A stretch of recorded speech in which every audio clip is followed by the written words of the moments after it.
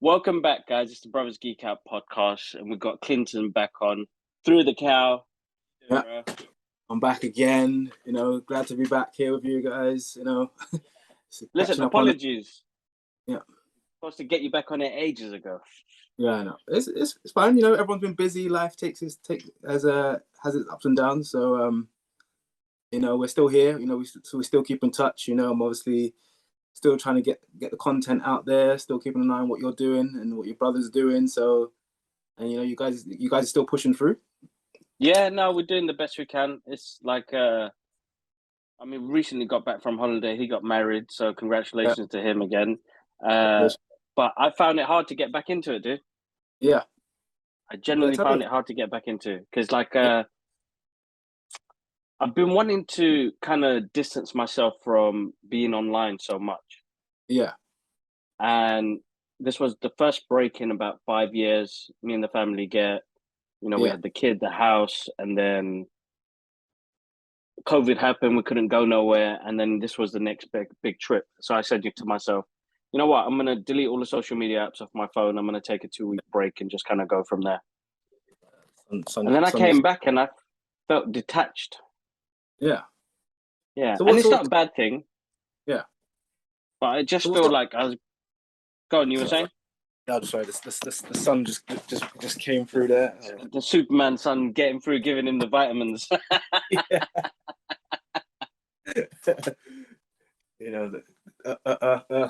The yellow sun, just powering me up. Yeah, no. I just generally just felt detached, bro. I felt like I needed to do that to refresh my mind. I thought it'd bring back a bit of creativity, but it made me weird. I came back at a time where there was a lot of, I don't know, there's a lot of negativity online, and it was like, I don't want to see that no more, to be honest. Yeah. So to explain that a little bit more, did you have an idea before you went away, or is it something that sort of got you while you were away, while you were in Singapore? Because did they have different rules over there when it comes to the social media and the phones? No, that was a decision I made, bro. Yeah, it was a decision I made because I realized, with the type of work that we do, and content is key. People want to see continuously. You have to be present quite a lot. Yeah, that's true. And I kind of just said before I left, I remember I was in Heathrow Airport and I said, you know what, I'm not making no content out there. I'll tell people that we'll continue the podcast, but I just said I'm getting tired. And because the tough thing is with TikTok is because you're consistently trying to come up with stuff to either grow your channel or just to be out there consistent. And I see a lot of people recently who take a step back from it because sometimes so people like you or like me, you want to put out your best content. You want to talk about stuff. You want to do that stuff. But the only thing that seems to be go viral is the same hocus pocus that everyone seems to do. And it's hard. It's hard. Yeah, so I think sometimes with myself, I sometimes see it a bit disheartened because sometimes you do something, you talk about something, you're like, oh, this is gonna hit, and you're like, it's good. I get some good back and forth, and you're like, no, nothing, and then some random crap you do, all of a sudden, just takes off. And it's true because I feel like we have a lot of responsibility as content creators. We're parents as well. I know our kids, our grandkids later on in the future. This is stuff that's online. They'll see it. So I don't want it to be. I want it to be funny still. Some of the stuff we do is quite funny, so that's why I suppose we enjoy each other's content. But I want to be able to have some positive messages in there as well. Yeah, definitely. And it was. I think I just came to a point where I was run down as well. I was working so hard. I still do a 9 to 5, and it was like time to switch off. And I had the greatest time ever because all I used my phone for take photos and being in the moment. And you miss things like that. And I mean, we grew up in those times where we didn't have the mobile phones. Nope. And when you did, when you did, it was like, literally text and a phone call. That was it. And badly pixelated pictures when it finally got one with the camera. Yeah, so I mean, So I did that, man, and I came back and I thought I tried to give it a go again, and I was like, you know what, I'm going to be specific on what I push out there. Like Yeah, yeah, I'll always do stuff that, like, the podcast will always continue. That's me and my yeah, brother. We get to connect, we get to talk, and it's working. So we're going to stick to that. But there was yeah, a couple of videos in between that I was following trends to try and get some more views and yeah, likes, yeah. and then I was realizing, hold up, it's not even bringing me the right crowd, and like No, the probably. content that I did do brought me in the right crowd. I should just stick to doing that. Yeah, you know, so that's why So, like a and couple of times I went off topic, you know, when they were talking about like different things, like, you know, obviously that they were talking, what was it, like the Will Smith stuff and all that sort of stuff. I yeah, thought, yeah, yeah, I was off topic there. I'm like, you know, that's not really my forte. Like my forte is my watching my favorite films, watching my favorite, consuming my favorite content from like comics and yeah. stuff like that. You know, that's my niche. So let me stay down those lines. If I do something, it's all going to be, if it is off topic, I'm going to bring it back to something that I know. It's Yeah, going to be no, something. of course. I'm going to find a way to integrate it into the pop culture that I'm interested in. No, of course, of course, of course, of course. And I mean, I think this is the reason why I've been trying to get you back on for a while. And I know I've been slacking, but it was one of the videos you tagged me in, and I know we had a bit of back and forth on Oh it. yeah, Was after watching Miss Marvel, yeah, and then having a thought of time traveling back to those times. yeah, Was really interesting thought, bro. I mean, what made you think of that? Because it was actually really deep, that yeah. that content that you put out Yeah, there. Because because it's something that's I always think, been on my. It's always something that's been on my mind because I always, you know, I love history, and then obviously growing up in the UK, you only get a certain part of history. But luckily for me, my family being from the Caribbean, they never sort of let you just see the baseline. They want you to see everything. And you know, I went to multicultural schools, and as you learn more, as being black, you learn more about slavery, you learn more about just colonialism, you learn about, especially like when I think back to when my granddad came to this country in the early 50s, 60s, and so on. He was part of the Windrush, and then find out, like, you know, how hard it was for them at that point, and why they actually got let into the country was literally because the country was, the UK was like in a bad way after the World War II. that's right. And in order to have certain jobs done and all these certain things done, they brought in a lot of people from the Caribbean and Asia as well, to pick up the slack, sort of, so to speak. I did. And you know, This country is built on that, bro. yeah, That's the honest truth. It's built on that. It's our ancestors that put this yeah, place together, started businesses, doing yeah, local things. You know, they did a lot for us, man. I can't praise them enough for making that yeah, sacrifice from leaving. yeah, Kind of, I would have said, you know, a really nice place. yeah, Been here to start something new, and then, you know, help us along the way as well. But I mean, same here, man. My dad taught me my history as well, and what my granddad did after the Second World War. And yeah, same thing, he came around the 50s and 60s as well, during that time of Windrush as well. No, he did his fair share of hard work to build this place up. But it's just, you know, it's not taught. It was never taught to me in school. Like, yeah. it's not a curriculum part. Like, what we get was All the best bits of Americans Britain. helped. Yeah, Yeah, yeah, exactly. The yeah, Americans helped them. No, yeah, they didn't. You know what I mean? You're looking at all the soldiers from, like, Africa and then Asia and then India and the rest of it, and you're like, hold up, like, yeah. why was this part missing? This is key And parts of stuff that people need to know. how often they were sent to the front line first. They're, Exactly. what they call cannon fodder. Yeah, You exactly. let Exactly. the enemy Oh let the enemy man. empty the clip, and then you can go march forward after that. You Oh know? man, horrendous. It is horrendous to hear stuff like that, man. And like traveling back in time to try and work on something like that. Yeah. It's a big sacrifice, man. It's Yeah, a but also, massive I've sacrifice. been a fan of the Flash forever, and obviously, you know, the Yeah, Flash obviously back at one point caused Flashpoint by saving his mother from dying. yeah, You know, and then it changed the timeline completely. exponentially. But Yeah, then I think to myself, like, you know, if I had the powers of the Flash and I went back, like, you to correct certain parts of history, and you know, you can't even say correct it because obviously I wouldn't be here without certain things Mm, happening. My that's right. kids that I have now may not be here. The one, Mm. but if you go back and you would still have the memory of these things, but I just don't know why I'd want to course correct things. I'd like to put everything, like I said, on a level playing field. No, I mean it'd be interesting because I don't know if you did you ever watch Quantum Leap? I saw parts of it, yeah, bits of it, yeah. Basically, he used to leap. Basically, he travels Yeah, back in time, leaping into different people, yeah, correcting their paths in the yeah, process. But it didn't majorly change the timeline. yeah, It just changed their timeline, but everything else, like the Second World War and Vietnam and things like that, all still yeah, happened. yeah, So, me thinking, like, if I was to do travel back in time, it was to leap into the decision makers of yeah, this of how it all started, to yeah, change in their thought process to think we don't need to go to war, we don't need yeah, to do all this mass stuff. It had me thinking about going through different people, but that still could affect the timeline in some way where I wouldn't have what I've got now either. So yeah, it's really time travel is like really tricky. yeah. Really It's tricky. So it's a big sacrifice. yeah, and it's just and like, would you go back far enough? Like, have I learned enough to know that I'm doing the right thing? Yeah, You know,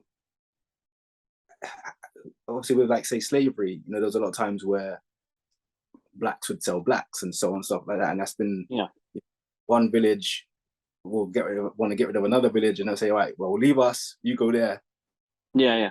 you get them instead, and it's just like,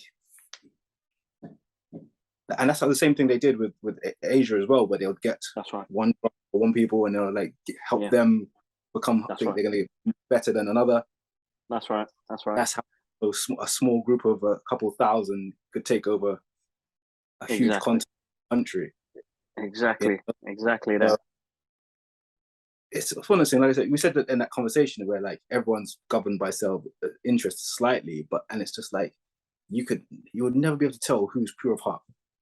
No, no, pure of heart. That's the honest truth because it's power and greed that plays big parts in all of this. Because the people that were involved to say, you know what, look, help you Yeah, over that village and continue yeah, because they're going to get paid a little money or whatever was going to happen. yeah, Greed, man, and people, and we are selfish. yeah, We are selfish, and I think it's hard to find people pure at heart when there's that much on stake. You know, my yeah. life, Yeah, even if because it's even not like money, it's my life. yeah, because even when you think about like, obviously I love Black Panther, and when it came out, everyone was like, "Oh, Wakanda forever!" Everyone's like, "Oh yes, yes, yes, yes, yes, great, this is amazing." Oh, if Mm. only there was a place like this. And you think like, why isn't there a place like this? Like I think that's where my mindset went, was like, if I could go back in time, could I turn Africa? Would I be able to help things to make Africa turn into Well, they would Wakanda? have. You know? They would have. I mean, it's the all the resources that came from Africa, bro. Yeah. Everything, everything was taken. You know what I mean? It was. And I It was. often It was. have conversations with some friends and people I know, like I say, like, how were they not ready? Like, if the sort of Europe and so forth had all the guns, all the gunpowder, all the Mm, potentially mm, military knowledge, yeah. and then they say how the education and everything from like Eritrea and Africa was so great. Like, how were you not ready to say no? And it's just little things like that go like that go through my mind. There, it's a tough one because there are people that played their part in that as well. Yeah, and they, People from there that played their part. and there's a saying, history is written by the victors. Right. So as much knowledge as I think I have, I probably know No. nothing. No, exactly. And the thing is, that's the hardest part of being in the reality in the world we live in now is that with everything that's going on, we will never know the truth. Yeah, Until, depending on what you believe in religion and, Judgment Day and what's going to be shown to us on that day as well. Like, you know, in the Islamic religion, we believe that when Judgment Day comes, we'll get to see everything that went on in the world. It's going to be a long day, but it's going to be a long day. But, you know, that's when we'll see truth, people's truth, and what we did to other people as well. It's just, we became really cruel. Yeah. And I don't understand where that came from, where, you know, we're born out of love. We destroy things cruelly, you know? Yeah. Yeah, it's sad. It is sad. And I see a lot of things, because obviously with my job, but also my clientele are some of the, you know, very well-to-do around the world and the UK. Yeah. And when I say some of them, like, the resources they have has been in their family for generations, some of them. Okay. And it's like, you're like, you know, something happened here. Like, you know, you didn't just go to school and, like, you know, do great in your GCSEs and this is what happened. There is always something behind there, man, and there's going to be that privilege as well. And and as you said, it's through generations. Yeah, it's through generations, man. And I think it's because when I see stuff like that, I think, you know, the level playing field would have been great. Of course, bro, and that's what I think. That's what originally, and I mean, this goes back to, again, religion and stuff, and the beginning of time and everything like that. That, you know, if we were all treated equally, had a playing ground. Yeah. But for some reason, somebody thought, let's take that power. Let's do. They just got greedy. They got greedy, and as human beings, we are selfish. There are things we want, and we'll do anything we can do, and people will go that extra mile. You know what I mean? Where some of us would be more realistic and say, all right, I can get it, but it's going to take a bit of hard work. Where some people would do it and not think twice about the cruelty they're going to do it when they do it. So it's an interesting, it's a deep, interesting topic. And as you said, we don't know the full story. We'll never know till later on. Not unless, you know, it's hard because everybody who does do their research, I mean, it goes so far back, bro. Yeah. Now. And the world we live in now, it doesn't really teach us about where we came from and where the world, you know, what the world did to itself to get to where it is now. We've come to this technological part where we're consumed by content and stuff like that. So and everyday life, people are just trying to worry about. I mean, in the UK, as you know, we're all trying to work out, how am I going to pay my gas and electric bill? I'm going to pay my gas and electric. How am I even going to afford to get to work because of the fuel? Exactly. So, like, those everyday things that cling on to us, pushes us away from, you know, what history and the background and things we could have picked up on, and it doesn't give us that. We live in a time now, it goes too quick, bro. We don't even get the time to get that now, to do that. And it's hard unless you fully put your life, if you're, you know, a historian and you put your life into it and you've studied into it, then there's only a handful of people that are going to just reveal things later on. Unless they give everyone access to the Vatican, and then you go down there and read through the scribes and Exactly, bro. Exactly. That's not going to happen anytime soon. No, that's not. No, I doubt it. I don't think that'll hit the World Wide Web just yet, bro. Yeah. But in general, bro, like, you know, content, man, and it's, you know, something that people don't really know about, and they should just ask, because some people, they find it difficult to ask a question, and, you know, I get it all the time when they'll be like, oh, like, how come you don't eat non-halal meat? And, you know, I have to give them the whole spiel of it and the rest of it, give them a bit of history, and I was like, you don't have to be scared to tell me. I'm happy to tell you. But some people have that thing where they're like, oh, yeah, you didn't eat, and I was like, well, you've come to a restaurant and there's no halal meat here, so. And to be honest, I don't want to be paying no 40 quid for a vegetarian meal. I'll wait till I get home. I'll wait till I get home. like, it's different now. It is like some people will ask questions, some people are too afraid, and some people Yeah, just don't want to change their minds, bro. And yeah, again, it's mindset, isn't it? And like as you said, we grew up in multicultural schools, yeah. so we took an intake of everything that was around us, and we grew up with a cultural knowledge of Yeah. everybody that was around us. I I mean, said one this, thing I yeah, regret at school was the fact that even then we always like being Caribbean. There's yeah, this thing where there's a divide where you're like, okay, you're the Caribbean crew, all right, we're the Ghanaian crew, we're the Nigerian crew, all those sort of things, and like obviously I broke the mold because I was sporty, so I hang around with everyone. mm, But there was people there that always almost like wanted to have a so segregation within yeah, that's human the beings. That's. I think that's from my point of view. Like I know most of my family members who listen to this one ain't gonna like this, but yeah, uh, even Asians are split like that, and yeah, the Muslim religion is not meant to be like that. But they've even segued that into different sects yeah, as well. There's Sunnis, there's Shias, there's I don't yeah, even know how many castes there are. yeah, Islamic religion and even cultures as human beings is as one. yeah, So I'm gonna accept everybody as one, and everybody who prays as one as one. I'm not gonna sector them out in different regimes. yeah, So I don't. That's. I feel like that became a cultural thing after. yeah. Like And then everybody stick with who you know and what you know, so and be even with when the people. I did my was it not 23andMe? What's the thing when you do your ancestry.com?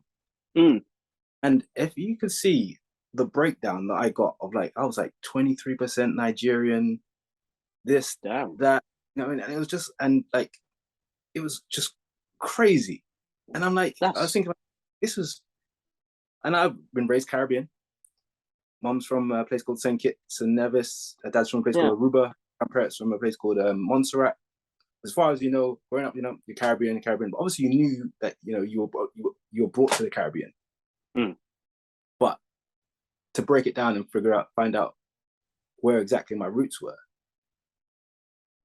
and I don't know if that plays a part inside me where I am open to so many different cultures. That I have my white friends, I have my black friends, I yeah, have my Pakistani friends, I have mm. like friends from all different cultures, and I don't know if it's in me to. I've just been an accepting person. It's just like Yeah. if No, you're that's right. And if you're a good person, we vibe. If you're not, then we're not gonna vibe. It's nothing to yeah, do exactly. with anything else. No, it's true. It's important, I think, and I feel like I don't know the set regime that people have put when we're growing up as well, and it's in culture. I mean, even in Asian culture, they're. I mean, they came here. Most of them afraid, not knowing what's going on, and they didn't realize what they were Yeah, doing. Like yeah, luckily my parents weren't like that, and we were raised differently. But I saw some of my relatives, and I was like, dude, that's a bit deep. Like yeah, you can't be saying stuff like that in front of me because yeah, I'm gonna take that offensively because yeah, yeah. that's my people you're talking about. It You know, doesn't matter what color, skin race, religion, whatever. yeah, I've accepted them for who they are, and they've yeah, accepted me for. I've never been judgmental about what yeah, they eat or what they do or how they pray. yeah, And the color of the skin, it didn't make no difference then. no, Why would it make a difference to you now? yeah, We all cut and bleed the same way. yeah. It's quite There's funny. not a lot of love, Yeah, and that was caused years ago. even until recently, I was looking at people talk about the carnival, and they were talking about. Yeah, I saw people interviewing people and going, "What do you feel about Afro beats being played at carnival?" And like all this sort of older people, and like more switched on people, like, well, that's our culture. It's just because it's not from the Caribbean. Like Africa has its own carnivals, everything together. Those cultures were brought from Africa to the Caribbean, Yeah, and people kept them up, like the outfits, everything. Even if people have never even heard, if people in the Caribbean have never even heard of Africa, there's things that were inside you, deep inside, that made you go out there and want to beat a drum in a certain way, make you mm, want to dance a certain way. that's right. And it's just like, and then some people are just like, oh yeah, I don't really want to hear Afro beats at carnival. It's not really that. It's not for them. It's like, Mm. kids, you need to educate yourself. They do. And hopefully, some of them are listening to this and hear what we're saying because it's so important that you check up on where you're coming from, man. I know we were born here in the UK, but there's so much history. There's so much. I think there's so much joy in where we're all coming from. Yeah. And our ancestry is massive. I mean, I'm Bangladeshi. Yeah. 1970. We only got our independence as a Bangladeshi in 1981. That's the year I was born. Yeah. So 1981, we got independence as Bangladesh. Before that, I was East Pakistan. Before that, it was India.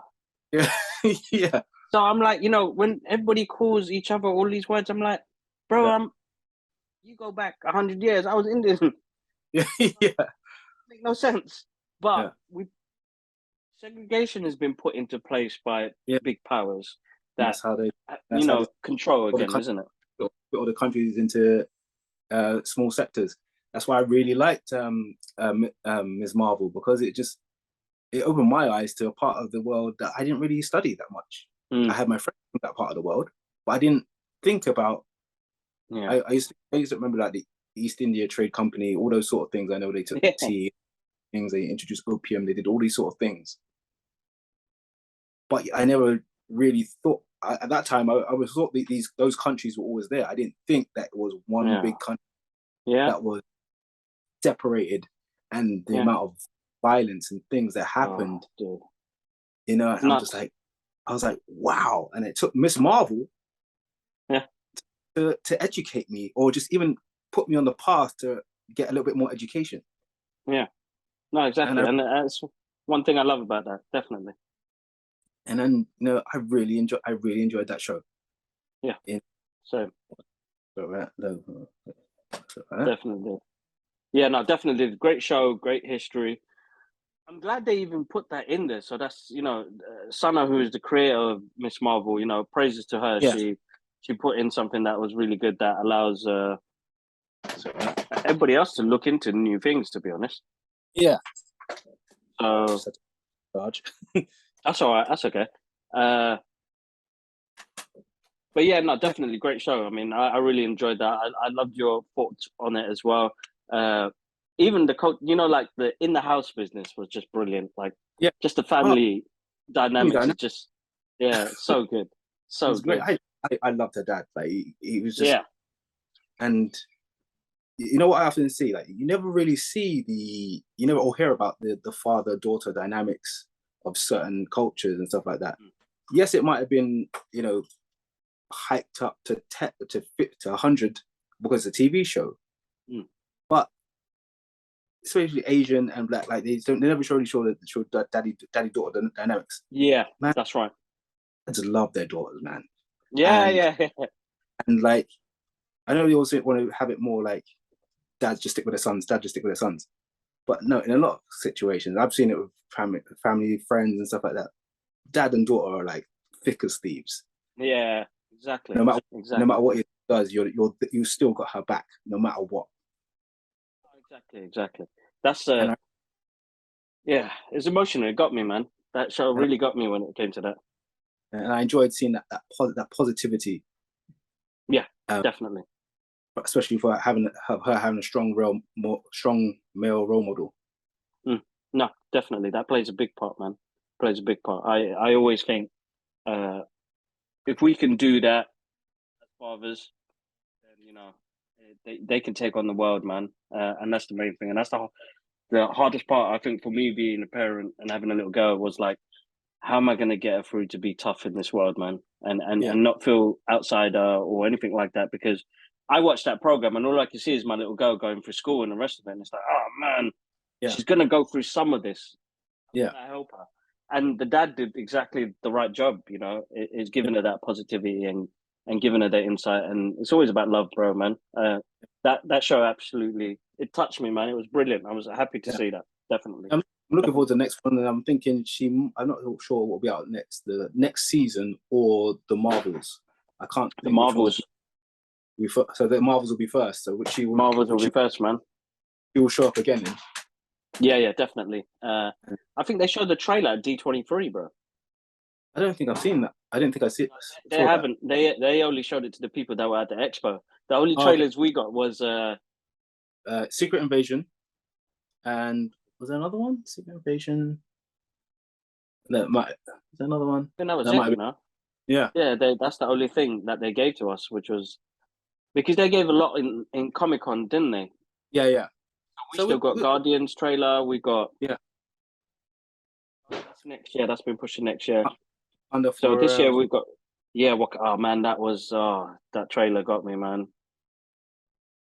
That trailer got me. I was like, oh my god, how could you make a grown man cry with a trailer? yeah, I know. It was so good. And props to Ryan Coogler, Yeah, still doing the project after yeah, Chadwick's gone. I found that really thinking Marvel are going to continue doing this story without yeah. him. But then I was like, it's a tribute to him as well. It's a tribute to him. You know, Yeah, I'm the ones who I love Chadwick, but I'm yeah, one of the ones who recast the Black Panther. I know everyone wants Shuri, and I know Shuri was the Black Panther at one point, but I just think there's a lot of young men who need their character, who need a character. Okay, I'm 50-50 on that one. yeah, Yeah, I you was know, 50-50. I know the main guy I would go for. I know he's currently in DC as Hawkman. Oh man, you're right. Aldous It Hodge would be would be my brilliant. guy. And you know what? Originally, because I heard a couple of rumors that if Marvel did continue it, his name popped up a lot, and I Yeah, was thinking he'd be awesome. yeah, I could see he'll pay respects to Chadwick in that role as well, but I yeah. could see a little bit of him in there as well. So I think he would have been wicked, bro. He would have been wicked. You know, He would have been wicked. I think with the characters that we have now, we young black boys need one as Yeah, no, well. you're right. I can agree with that. I can agree that 100%, 100%. I know we just got Sam Wilson becoming Captain America. Yeah. But he's like kind of like I'll say like he's a black American. Mm-hmm. That's right. You know. That's right. That's right. But I don't know who else they would do. At one point, I even thought John Boyega. He popped up in my mind for a while because when I want a character to play sort of Black Panther, the way I see it, and this is because I probably sound terrible, and I'm sorry to any of your American followers or fans, whatever, but like I feel like they're too far removed from the culture. Like interesting. British Africans, British Caribbeans, say second generation, third generation, they could still turn on the accent at a like they could That's literally true. like go. You could be speaking to them normally, and then they'll see their mum, their dad, their uncle, and all of a sudden an accent will just come out of nowhere. Yeah, it's so true. My friends do it all the time, man, and I'm like, how do you do that? Yeah. So even when I speak to my mum, my partner, and my kids, sometimes they're like, when you speak to them, you sound way different when you talk. Like I sort of get this Caribbean twang. Yeah. When I speak to my parents, and I don't know it's happening, but it's there, and everyone's like, "Who are you?" It happens. It happens. It happens. We all. It's a really good thing though. Like I think it's powerful that we have that sort of terminology and structure in language when you're speaking to your elders or when you're speaking to somebody from the same culture and background. I think it shows so much respect, man. Because like when I hear my best friend speak to his mum in patois, I'm like, wow, bro. Why don't you do this all the time, bro? This is amazing, bro. You just but then I learned because originally when I grew up with him, I was like, man, why is it that your mum always screams at you? And he's like, no, bro, it's a bit of a harsher language. And I was like, I feel like I'm gonna get in trouble every time I come around. And she was like, no, it's just the tone and it's just the way it's spoken. That's all it is. She's not angry. Don't worry, bro. Just come in the house, chill. We'll play some Mega Drive. And I was like, it's because I'm leaving late. Am I being disrespectful? So one thing I did like about Chadwick is he is an actor who put in the work. He was a guy who what really gravitated to him was the fact that every role he did, he went deep. He like literally tried to grasp the character. When he was talking about doing Black Panther before it came out, he said that he studied dialects. He wanted to make sure that the audience and those people from Africa, when they see him and hear him speak, that they feel like he's actually one of them. Yeah. You know, so many other films I've seen where, say, like Eddie Murphy and like Coming to America or different comedians, and they try to put the accent, try to do an accent, and it's butchered. Yeah, no, and that's tough. He did it really well when he played Jackie Robinson in 42. Yeah, with Harrison Ford, like, and then I watched 21 Bridge. Was it 21 Bridges? And then he did James Brown, bro. Yeah. Oh my god. Like he's a good at linguist, bro. He's just good at linguist. Like he's really good at that. Hold up, let me just see if my little girl's all right.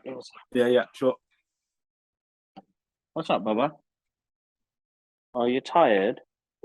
Okay, all right. Go on, get some sleep. You've had oh, bless her. Yeah. She's had a long day. Her first week back at nursery, so she's like really adjusting badly. They get so tired and like running around, they get hilarious. Like they're delirious. It's so true. That she probably is, and like every night since she's got back, she's been the same. Yeah. Yes, we're gonna go into She-Hulk. Finding it so far, bro. Huh? How are you finding it? She-Hulk for me is what I thought it would be. Like, I love the series. I know I sometimes when I say I love stuff, I know it seems like I'm easily pleased because I'm the same with whatever Marvel puts out and stuff like that, but it's not true. This series, I've been waiting for this since I was 8, 9, 10 years old, because I used to love the original Hulk series. All right. To me, I've spoken to a few people about this She-Hulk series, and they're like, there's no action, there's no smashing, like they're not introducing bad guys enough and stuff like that. And my take on it, and what I say to people is, take this away from the rest of the MCU. Imagine your next door neighbor is a superhero. They go to work, they come home, every now and then some madness happens. All right. I look at this She-Hulk series as a sitcom. All right. It's putting me like almost like, oh, the lady across the road happens to turn green every now and then. You know, and you're just going through like her life. So that's what the kind of this phase of the MCU was, bringing things down to ground level. Yeah. So like you had Hawkeye. So you had Kate Bishop is a fan of Hawkeye. She watched him defend New York. Yeah. You know, you had Falcon and Winter Soldier. He went and saw Sam's family. You saw them working every day. You saw them scrubbing the book. You saw them doing normal life stuff. Everyday stuff, yeah. Me as a fan, like, I feel like these shows are immersing me into the world. Like, you know, I'm part of it. I'm one of the guys just looking around like, what is going on here? Like, you know, this is insane. Exactly what what they've done is grounded them. Yeah. I mean, getting to see that Sam was going through issues where he can't get money from a bank. Yeah. That's like real life things that happen. You know what I mean? Yeah. So they've grounded it so much more. I think people were expecting. I don't know what people are expecting no more. That's my thing. Almost like they are expecting everything to be a movie quality, movie spectacle. Now, and they're not used to Marvel bringing things to a level where, like, some of the shows with Marvel, I admit, had pacing issues. But it's because they those shows into a movie and they broke them down to 30-minute segments. That's right. So you'd watch the show come to a small cliffhanger. Then the next show will be a bit like slow, a bit dead, building you up to the next cliffhanger. But that that bridging episode was one where you'd be like, oh, nothing happened. Yeah. But where if you watched it the full movie for 2 hours, you're like, oh, okay, this makes sense. This makes sense. This makes sense. This makes sense. That's right. That's right. The great thing about Miss Marvel and She-Hulk is they have turned it into a series, a real sitcom. Yeah, that's right. Yeah. And enjoy it. So, like in my head, She-Hulk could go on for 3 years in a row now because you've got an episode of different things happening. She can introduce so many characters into the MCU. Of course. Ground level, all the way up to like, you know, even Doctor Strange level or whatever. That's right. Who could just cameo in her show and then go off into one of the movies. And I think the important part that people, because a lot of the fans that have come into this now are not really, I don't want to sound bad, but they haven't, you know, gone through the 40 years of history of She-Hulk in the comic books. But it's it's a sitcom comic book. She breaks the fourth wall. She's like the first character to do that, except Deadpool. She was the first character to do that. Yeah. So, I mean, I have my issues with the show, but it's a great watch. I'm excited for Thursdays. That's the same with me. Like, I get these characters on the screen now, where before, you know, I still read comic books, but the fact that I've got a different story on the screen and I've got real visuals to work with, it's appealing for me. But I think the argument that I get now, because like me and my brother, he's not been enjoying it, and I'm like, you've got to see it from this view where it's like, as you said, it's a sitcom. Yeah, it's not really leading to anywhere, but it's going to introduce new things. Yeah, and I think that's why it's got me hooked on it, because I kind of like, they've got a bit lighthearted, which is fine. Yeah. It works with a TV show. They don't need to be so serious all the time, because we got serious with Cap and Winter Soldier. Yeah. That was a hard, gritty show. So them getting a bit more lighthearted, and then they got Moon Knight as well, which deals with mental health issues. We've got your serious and you've got your lighthearted. Yeah, and I've enjoyed all of it. So the thing is with like Jen, I said she can bring in so many different characters. Like imagine one episode, hopefully they cast another Iron Fist. You know, but you know, imagine if one day she has to has the Defenders come in, or she has or the Heroes for Hire, and she's got to do a case for them.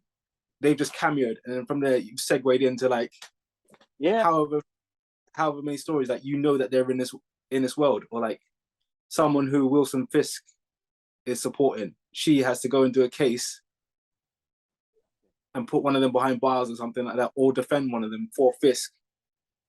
Exactly. Because he's paid her company how much money.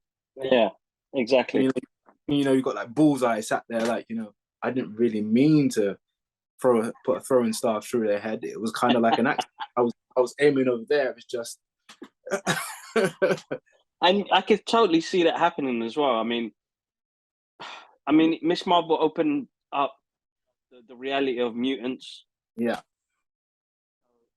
Like just for that key moment. I mean, the show got its hate, but I think it did great. Personally, it reached a new audience as well. And I think She-Hulk has done the same. I mean, when I see She-Hulk, it does remind me of like Ally McBeal. That's it. It's got that same. Let me give you a virtual fist bump right there. That's the one. That's my show. So like I watched that show, so like I can see the inspiration they got from that show and said, this is perfect for She-Hulk. This is what we need to do for She-Hulk. And it works in a sense where you're right. So much can happen, and we can see so many more seasons because we could get, as you said, other characters jumping in and out. I mean, Heroes for Hire would be sick, bro. That's the one I'm waiting for, bro. Yeah, I'm waiting for that. I absolutely loved season 1 of Luke Cage all the way up to fantastic. I was like, oh man, because I think Mahershala Ali absolutely smashed that role. Yeah, and I forgot the actor's name who plays Luke Cage. Oh, Mike Coulter. Yeah, Mike Coulter. I think he's brilliant, bro. He was perfect for that role. Perfect. And introduced a lot of introduced old school hip hop to everybody again, which I absolutely loved. But yeah, he was massive. He put on a lot of weight for that show, man. Yeah, he bulked up. The people, like, obviously you can't influence people, you can't say, but like, you just, like, people need to, like, just sit back and, you know, enjoy it for what it is. Because obviously, even, like, you know, the episode where everyone's going, oh, she's been twerking and stuff like that.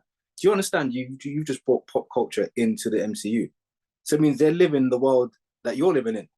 Exactly. But I think I think people are spoiled now, bro. Yeah, we're spoiled for content. yeah. But we're getting everything like quick as a button, where we grew up in that era where we had to wait. Actually, we waited 10 years for Terminator 2, bro. We waited 10 years for Terminator 2. And these guys are getting it within a year of a sequel, you know what I mean? Or TV show. So it's like the reality flip of where we're probably more grateful for the content that we get at this rate is coming out. Yeah. Back in the 90s, man, 10 years for Terminator 2? Bloody hell, bro. That's a long time, man, to wait for a sequel. And and we didn't know if there was going to be a sequel, you know what I mean? Yeah. So we waited years, and I think it's the same thing with, like, music. You know, we're spoiled for the amount of stuff that we get out there, basically. The attention span has come into, like, you know, 15-second 15-second moments, you know, like, exactly. I don't go to bars or clubs anyway, but when you get the odd time I have been, they put a song on, you're like, oh yeah, I really like this song, and all of a sudden they change it again. It's like, what? Hang on a minute. Nah, they didn't let it breathe, bro. They didn't let it breathe. You know, the whole world's become TikTok, mate, or just that 10 seconds to 15 seconds. I think that's quite scary to hear, bro, because, like, I'm a big fan of the garage era. Yeah. And I was listening to it in my car the other day, and I was like, brought back a lot of memories. DJ EZ is one of my favorite DJs. Yeah. And the way he brought tracks in, but, you know, we got to hear the track before you can kind of listen to what he's bringing in. And you're like, you're right. Because somebody else said the other day I went out and I should have just stayed my ass home, because every, like, 20 seconds, he didn't even mix the track in. He just dropped it. And I'm like, I couldn't deal with that, bro. Couldn't deal with that at all. It's easier just to play a little bit, and then it gives you time to look at your friend and, like, you're like, is he about to do what he thinks he's about to do? Is he about to drop it? And then it's the let's go. Oh, man, I'm telling you, loved it. And that's what I'm saying. It's just we've I think generally as consumers we've been spoiled. I mean, technology has taken a massive leap, bro, from, like, you talk about 10 years ago when the first iPhone came out, bro, you know, and smartphones started to kick in. Laptops changed the world. Smart TVs changed the world. Now people shoot a movie on that. Exactly, bro. Exactly. And I'm actually surprised with sometimes some of the content that I get on my camera phone, and I'm like, why did I study photography? I studied photography, and I was like, I paid thousands for that camera, man, and now a device this small captures similar quality, and, like, people are shooting films on it, and it's amazing. Like, don't get me wrong, I think creativity in people have jumped up on a level, because during lockdown, bro, and, you know, this is where I got to meet you as well, during like scrolling through videos, and how creativity flourished amongst people, where they're doing video editing.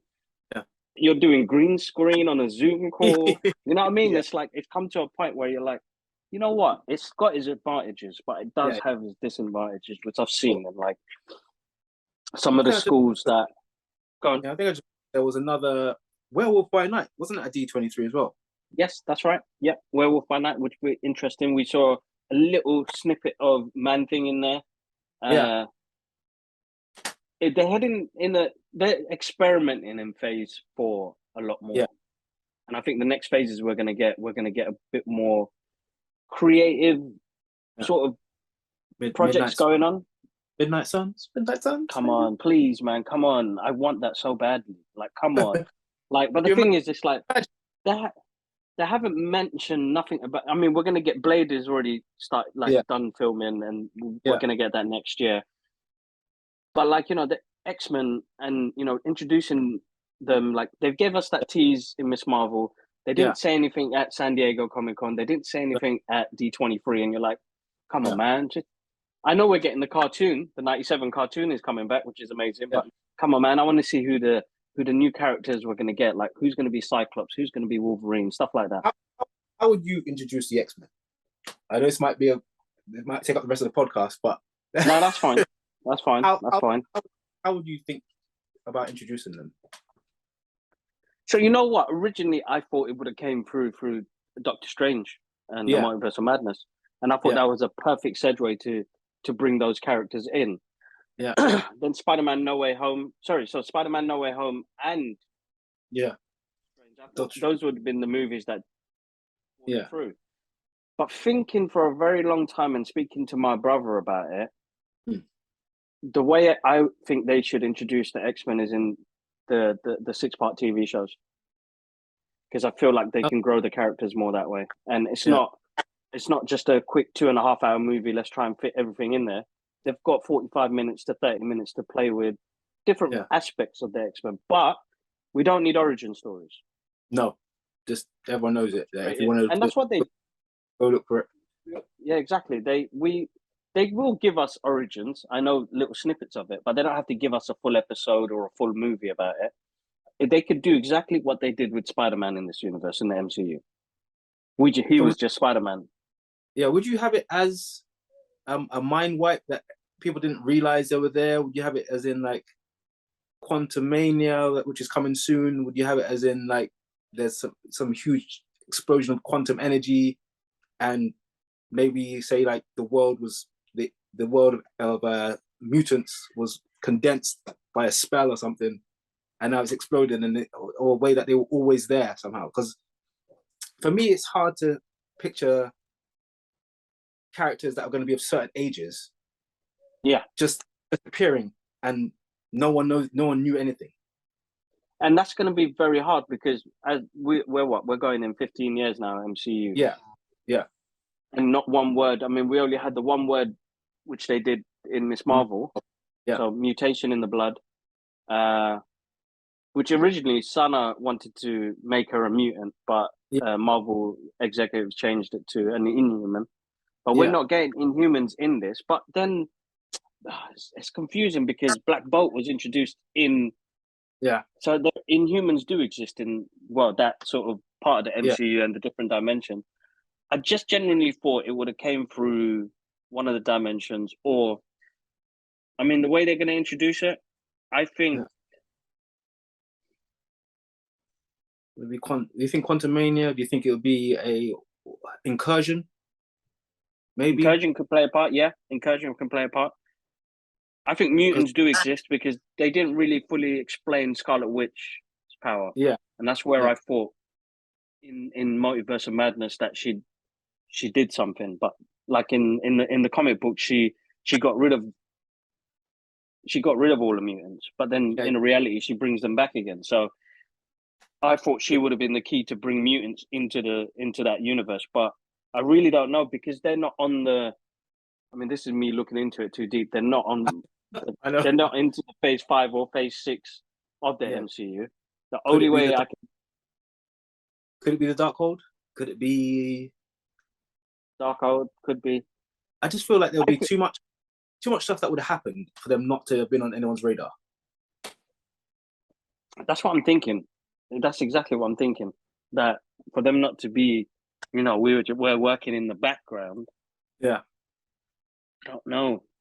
X-Men.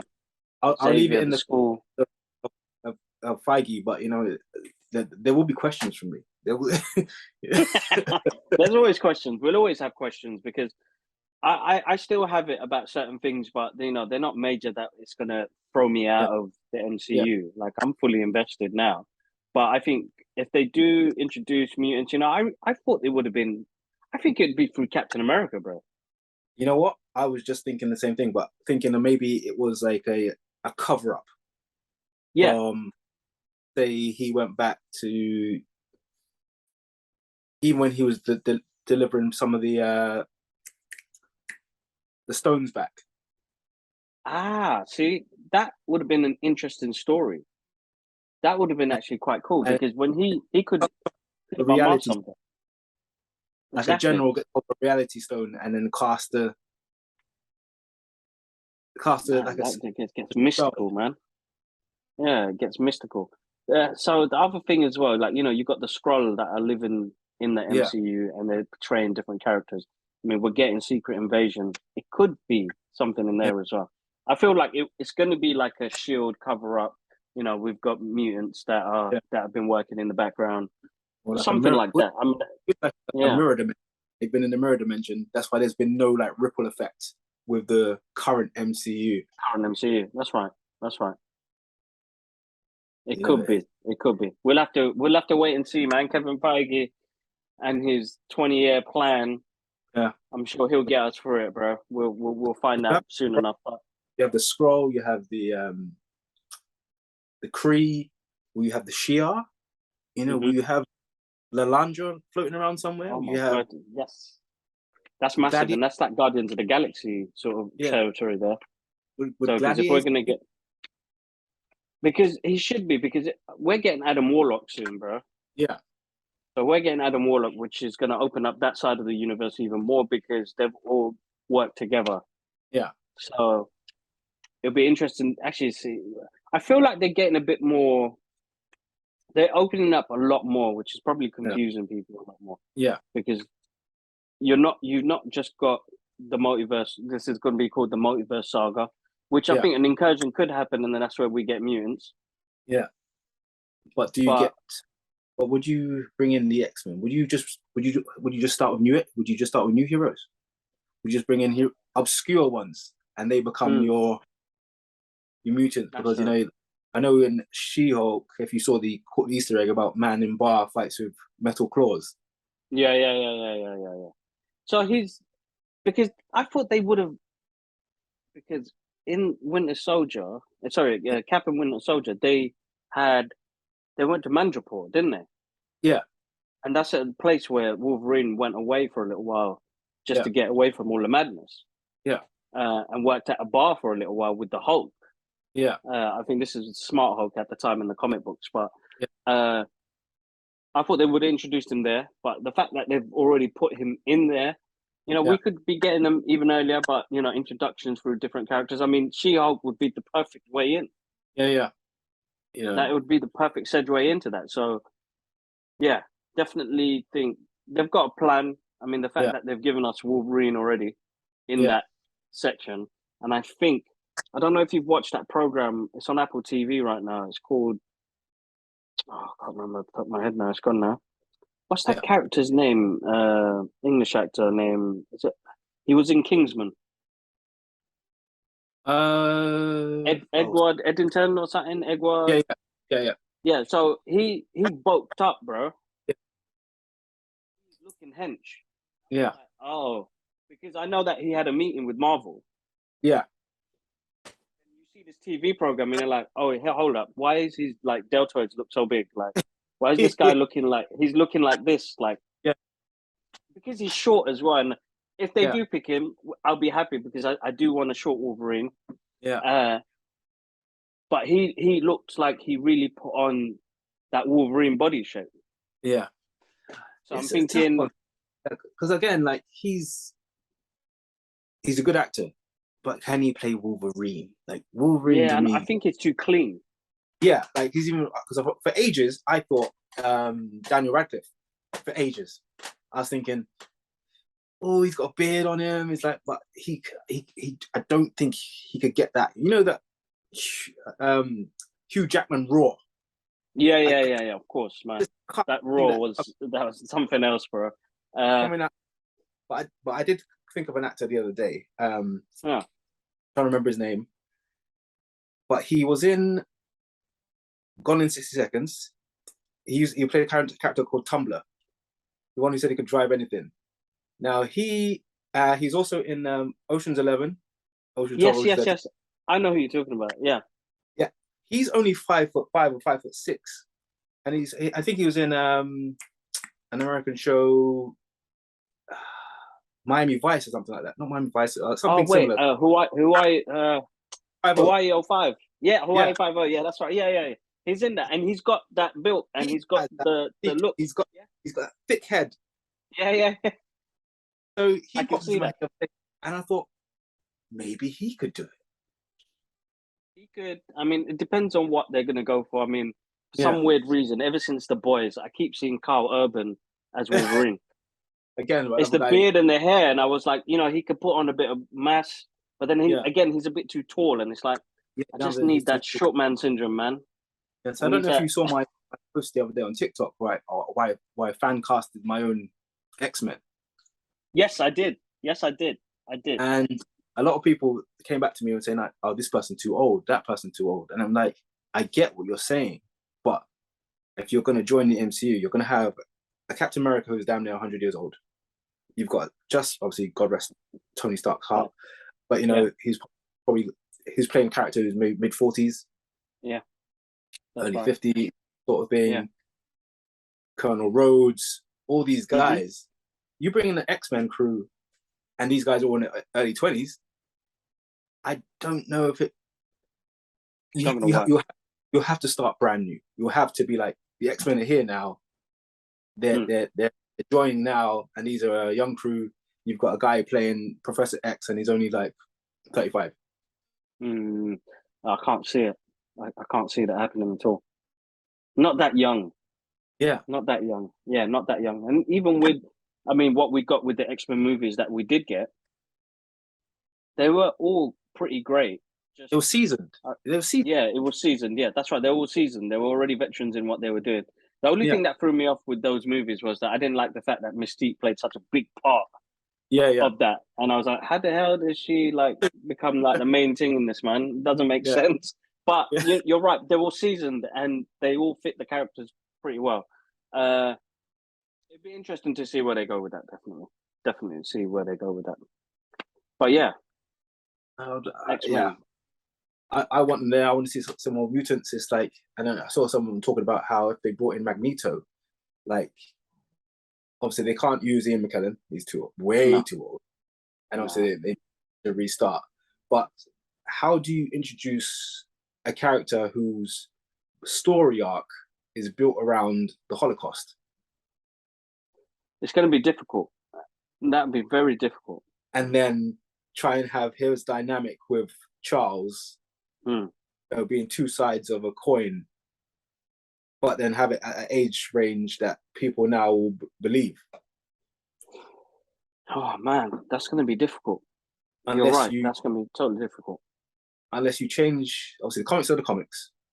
Unless you change the time period and you make it, do you turn Magneto into, say, someone who was born in Iraq? That's true. That's very true. That place has gone through its fair share. Or a war that happened maybe in the early 90s or something like that. The go for is 90s. Vietnam, again, you're going way too far. That was based on Tony Stark's story on how he got hurt, was Vietnam War. Yeah. That'd be hard, bro. That'd be really hard because I'm thinking, I don't know how people would take it. Yeah. Iraqi Magneto. They're still kicking up fuss about having can't remember his name as well for Professor Xavier, the guy from Breaking Bad. What's his name? What's his name? I have to get it because he's in the Mandalorian, but and he's obviously in The Boys. I have to get his name on IMDb this now. Gustavo? No, that's his name in Breaking Bad, isn't it? Gustavo. Oh man, me and my brother are bad at this. Usually we kind of prep ourselves, but it's coming. Let's see. What's his name? And hopefully I don't butcher his name as well, which is embarrassing. Where's it gone? No, you're right. It's Pisto. Yeah. It's Pisto. Man, I'm gonna get in trouble. I don't mean to offend nobody, but he's got a really hard name. Yeah. Giancarlo is his first name. Yeah. So they want, people are spreading rumors for him to be Professor Xavier. I can see it. He's got the voice for it. I can think he can play it. Yeah. But I think everybody else's problem is, again, the typecast. He's not going to be the white bald man. He doesn't need to be a white bald man because when Stan Lee created those characters, they were based off Malcolm X, and Martin Luther King. Yeah. So you're like, when I did my version of the X-Men, like there was points when I thought like, oh, would I switch this character to this? And then I don't know if it's mentally ingrained in me from being watching like the '97 cartoon and before that, like the characters I chose were, I was thinking as close to that as I can make. You know, I guess I'm someone who sometimes, obviously, my mind just looks at characters as the way I saw them in the comics and stuff like that. Yeah, I don't know of course. if I'm just ingrained in that way to just accept it the way it is. But no, I think, I mean, that goes into a whole different topic, bro, and a different conversation where we're kind of brainwashed with the things that we're seeing on screen. Yeah.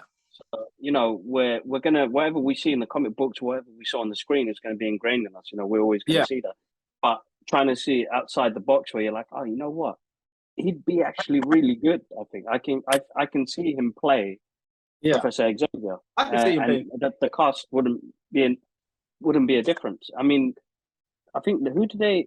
So just to let you know, so with the Scarab from Moonlight, Layla becomes the Scarlet Scarab, was originally a dude. Oh yeah. Oh, okay. He was originally a dude. Well, they've done it with a few characters now where they've sort of switched them. Yeah, so it works. So I think as over time I've just learned to accept that because me reading the comic books, you know, majority of it were white characters, you know. Until I saw Wolverine and I was like, hold up, man, this guy got some different ethnicity, man. And he was like Canadian, but I was like, nah, man, he's got a bit of brown in his skin, bro. Yeah. Got something else in him. And he pays so much respect to everything, you know, when he went to Japan and stuff like that. I just felt like he's got so many cultures and he's grown up with so much more. I relate to that character more. He's everywhere. Been everywhere. So I feel like he takes on a lot of that from his journeys and what he's learned. So it'll be an interesting one, bro. Definitely an interesting one to see what they do and how they bring the X-Men. I think. I mean, we're going to be surprised when we see it, so that's the main thing. I'll be happy to see. I want to see a better laid out X-Men. You know, the movie weren't great. I mean, the only ones that I took away from there was Days of Future Past and Logan. Yeah. Oh my God, Logan. We said it before, man. Logan is just my film. You know what?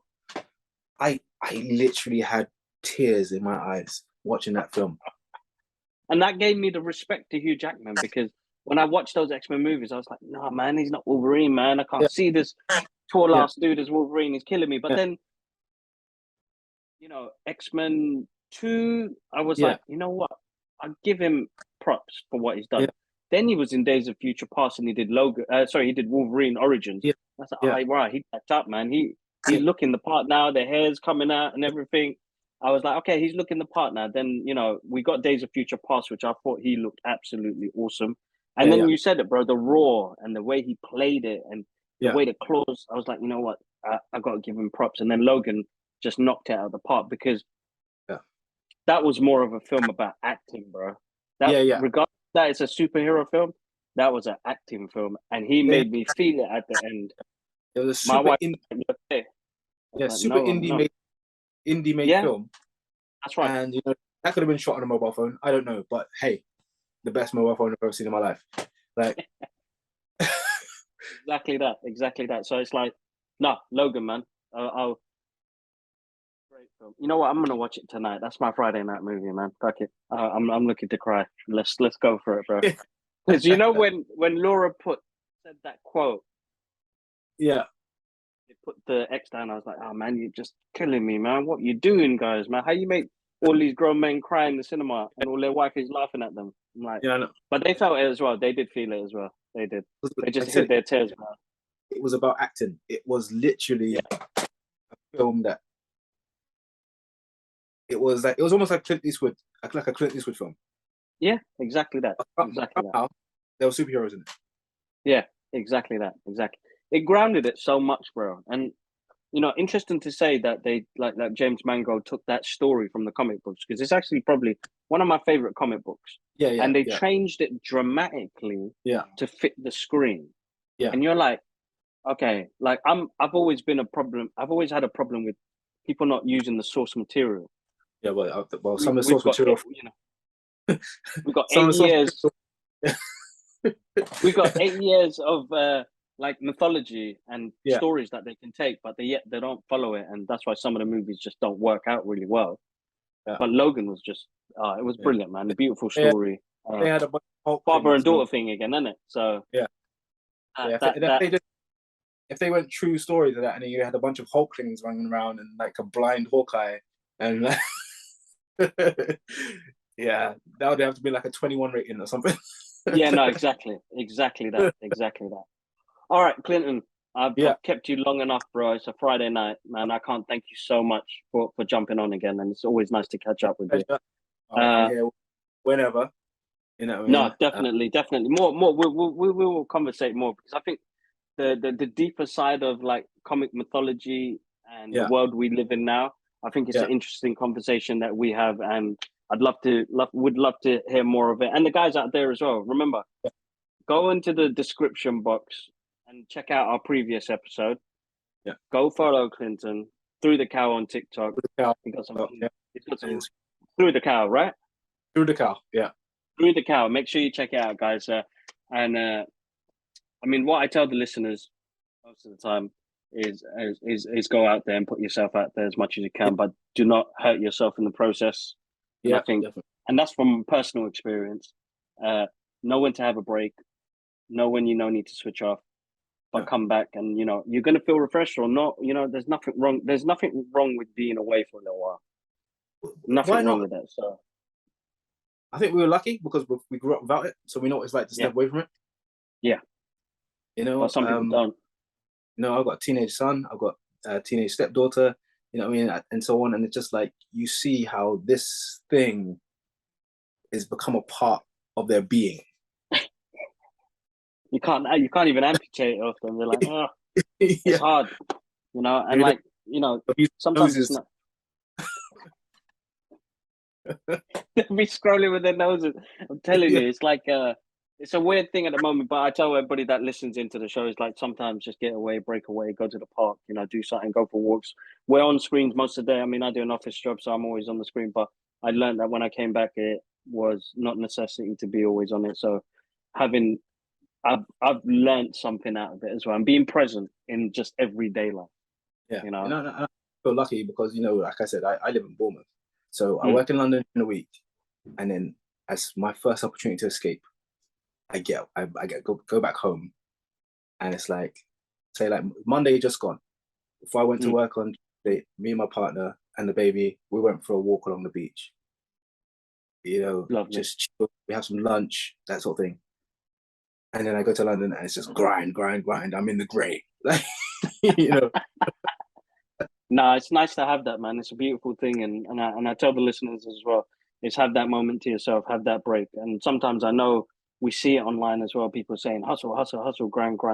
You don't have to. You can take that to help yourself in that moment. Remember, look after yourself, keep yourself refreshed and cool. And again, Klynton, thank you so much again for jumping on again, bro. Always a pleasure.